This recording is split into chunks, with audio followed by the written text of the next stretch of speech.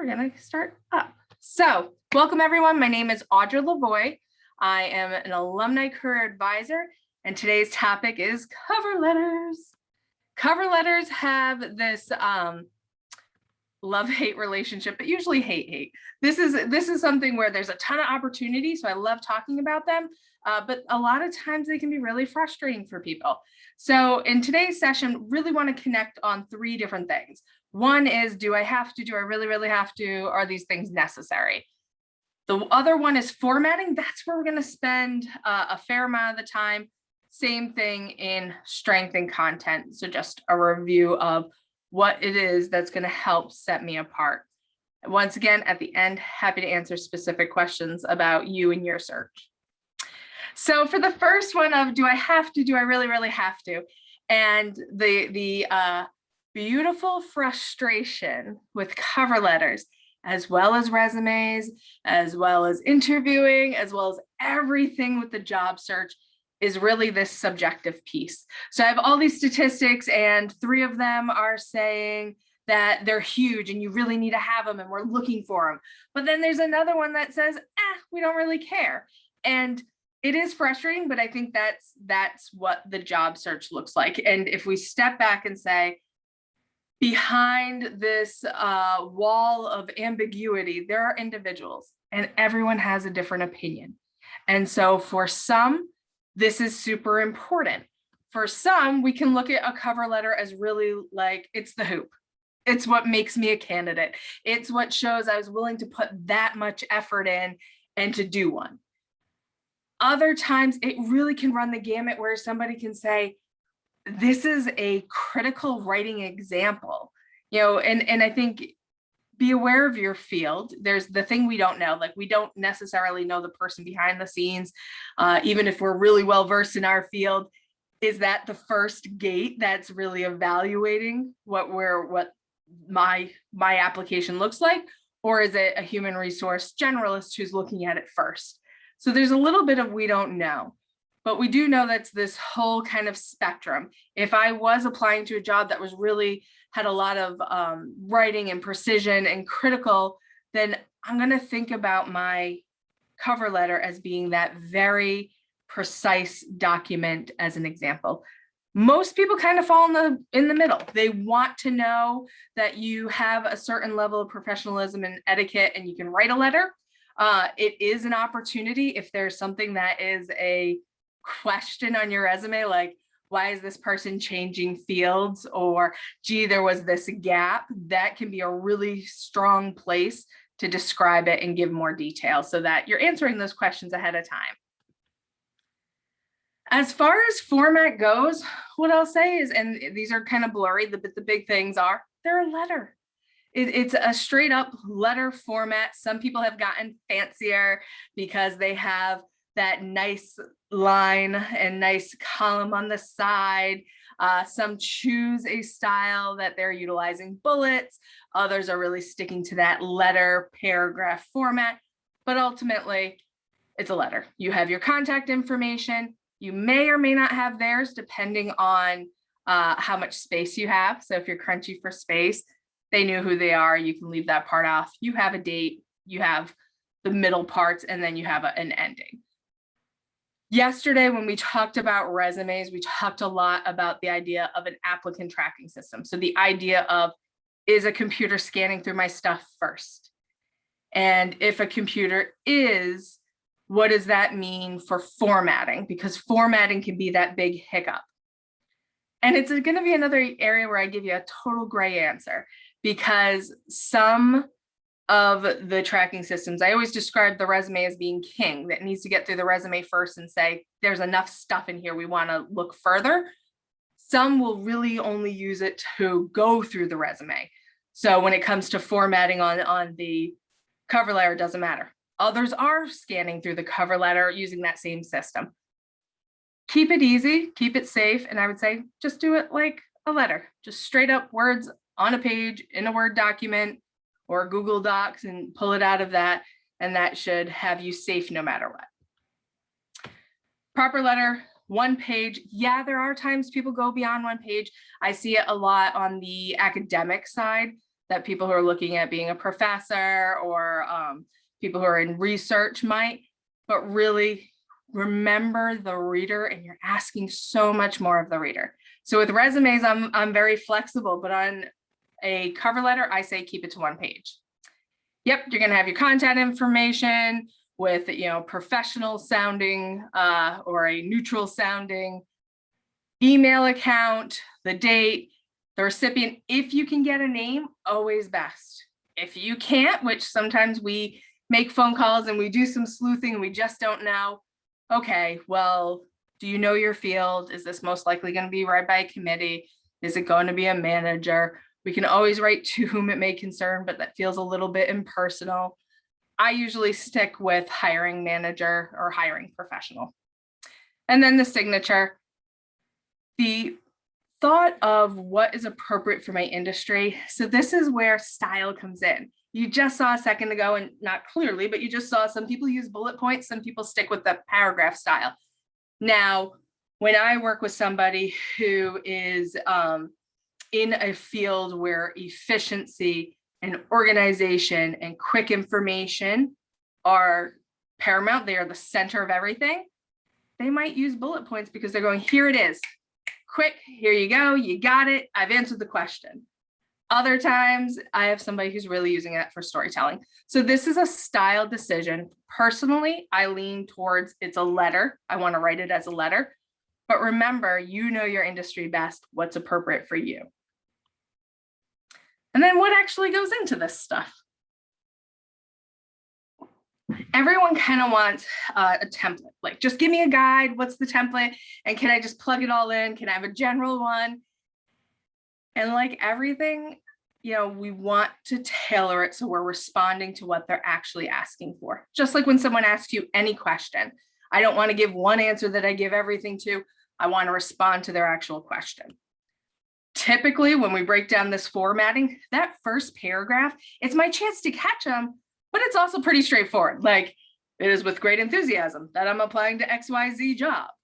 So I want to tell them from go, here's the job. If there's a job requisition, an ID number, a specific title with it, include that right at the tippity top. It is also an opportunity to say, I'm going to catch your attention. So let me make sure those couple things you're looking for, I have them. And let me tell you from the beginning, with the hope that that's going to say, pull them to those middle paragraphs where they can read it more in context. So it's kind of the big highlight. This is also an area a lot of times people will drop in mission alignment. So if you know the company you're applying for is a leader in something, or if they were just recognized for another thing, or if you really believe in the work that they're doing, I can create that connection immediately. When I look at the middle are the stories. A lot of times people ask, like, what is that difference between the resume and the cover letter? Your resume is very result focused. There's those strong action verbs, the activities, the results, the systems, and it's these highlights, and they're the big pieces that somebody needs to know. But what's missing about it is like, what went into making something happen? There's a lot of things you can't describe by bullet point. There's you might have done a project and the project resulted in these things, and I can describe that really easy, but what I can't describe in it is the amount of work behind the scenes that really were the politics or the relationship building, that this was a project that there was some resistance to, but through my key skills in relationship building and connection, by knowing and being consistent, that's what opened up the opportunity. And then I did those things that resulted in those great things. So the middle is the story, how I can connect it back. I'm not going to be able to say everything. That's how it goes. But we'll look in a second on how to kind of weed through that a little bit. And then the closing, what haven't you told them? So a lot of times we close a cover letter and we say, thank you for your time. This is my contact information. I'll follow up with you in such and such a point, blah, blah. And that is how we have always written it out. Like, here's the system. What I'm going to tell you is this is real estate. This is valuable amount of space. You have one page. You have this closing paragraph. What's the thing you didn't tell them? What's the thing that is either an idea that can solve their problem, or what's a soft skill, a behavior? So maybe I go and I close it and I talk about things I'm recognized for. I might talk about, as an employee, I'm someone who constantly exceeds my goals. In my current role, I have always, gone above and beyond and been recognized by my management. Or, I'm someone who is known for being positive. I take on extra fun social activities to keep my workplace connected. And I look forward to bringing this positivity and this connection and relationship building to your organization. Or, I know in this field, it is constantly challenging to connect with this group. Here are the skills I bring that help me do that. Or here are some ideas. So something that's new, remembering that every section here is space and it's an opportunity to give some new information. Oh, what do I decide on? So depending on how you think, I often think about this as I might ask somebody if I'm working one-on-one with them, like, what 2 things do they need to know about you to know you can do the job? You might go, I have so many different things. I'm not sure how to choose. Okay, let's chart this out. So we line up what the qualifications for the job are, and then think about how I meet them. Did they come from this position, this specific job that I had? Or did they come from the volunteer fundraising work I've done for the past 6 years? Or did they come from a capstone project that I had as a student? Were they a big piece of just my degree itself? That my degree gave me exposure or forced me to do these different things. Once I can see this lined out, I can't say everything once again. And I shouldn't have to. Like, this is all staging, right? The resume is telling them that I have some experience that you're looking for, and I match. The cover letter is starting to give me more personality and dimension. It's more about the why I'm interested in the story behind how I work. But ultimately, they both should be lining me up for an interview. So I can't get it all out in this moment, even when I really, really want to. So if I look at this and I go, okay, there's 10 different things I could talk about, but these 2 experiences keep coming up and really kind of meet those qualifications in a way that's repeated. So they would be a great starting place for stories I want to tell within it. So it's just a way to kind of start organizing your thoughts. And these are just, I just want to give a couple of scenarios really super quick, but let's pretend I'm a recent engineering graduate and I'm applying to that entry-level role. Now, this is somebody who is looking at all these qualifications and how do I meet them? And yep, same thing we just talked about. I'm applying to this job, but that middle, and that's usually the part which really people wonder about, like, how do I choose? That middle, for someone who's a recent graduate, they might talk about a capstone project or a specific project where they were working with an employer, or that internship. What's that most recent experience that got me closely connected to the work I'd be doing? Maybe it's about collaboration and working on a team because I'm not showing it in other areas. So it gives me that example. I just spoke to someone just today about sports.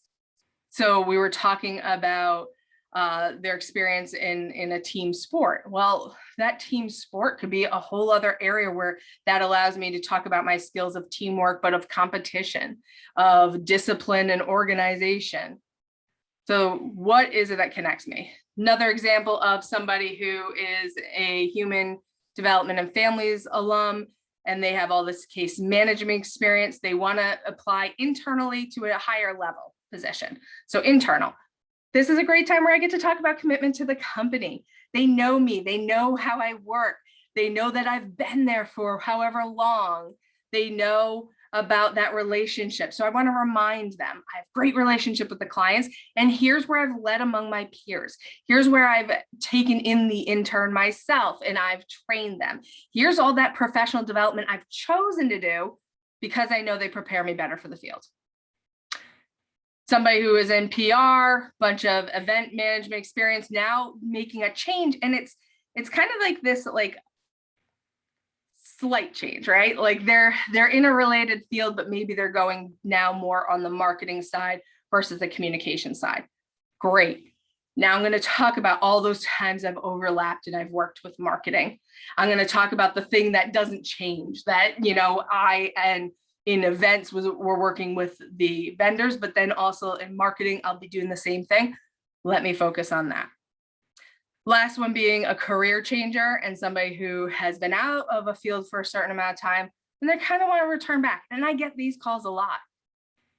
This may be a time where they say, well, gosh, my undergraduate degree was, 10 or more years ago, but I'm going to go back to it because there was a whole reason why I stuck with that. And even though I've been doing something totally different, I still volunteer for a local land trust, or I still, do fundraising for a conservation group, or none of that, but everything's been about relationship building. And I know I can bring that to my next role.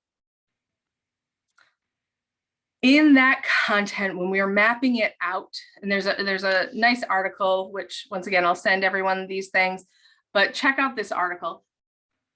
I'm a big fan of Simon Sinek, who talks about the why, right? So, I think we have to get through one gate. We have to be qualified. If we get through that gate, what makes the difference in who we're going to invest in?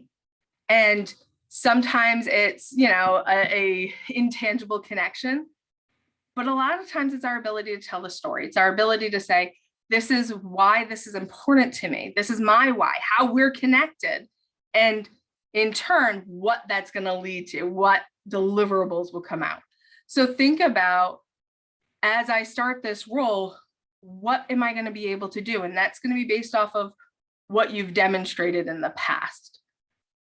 Going back to that story that's not on your resume that we talked about, I can give you the deliverables on the resume, but let me give you a little bit more of the background and context on that cover letter. One of the big things I see, especially for somebody who is either career changing or somebody who is just starting off, there's this kind of negative language where you say, while I don't have experience in X, I do have experience in Y. Or although, even though it's those things that immediately create conflict, they immediately are saying, I don't have this. I mean, that's really the message I'm sending across is, I don't have it. What I want people to do is to focus on what I do have. So if I'm going back to some of those examples of, I'm somebody who is moving into a role where that relationship building is huge. Well, maybe I did two totally different jobs, but relationship building is huge. Or maybe my ability to manage, or my ability to research. Even if I'm in a different field, I get to present that. And my goal is always accuracy. So I get to say, here's where I have experience, and here's how it helps me. The reader gets to decide, does that meet what we need? And that's their decision. But wanting to avoid the buts, the whiles, the oh, those, the even those things that are creating conflict and not having something. And then very much what we just said is what's not changing. So what are those skill sets, or what even sets you ahead? There was a great article that was talking about a gentleman that he had a science background and then found himself writing for a different sports magazine. And you're like, well, these aren't seemingly connected, but having that science background, having the ability to analyze in a certain way and looking at different elements made him stick out in his field. He brought something different than all the other people.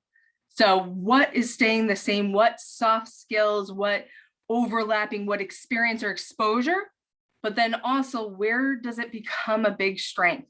I just had somebody who I was working with who had a lot of graphic experience and now is transitioning into marketing. And that to me makes total sense. Now they're looking for marketing experience. So that's where that person has to do a little more work or tell their story a little deeper, or make closer connections. but all that graphic experience that relates completely to marketing.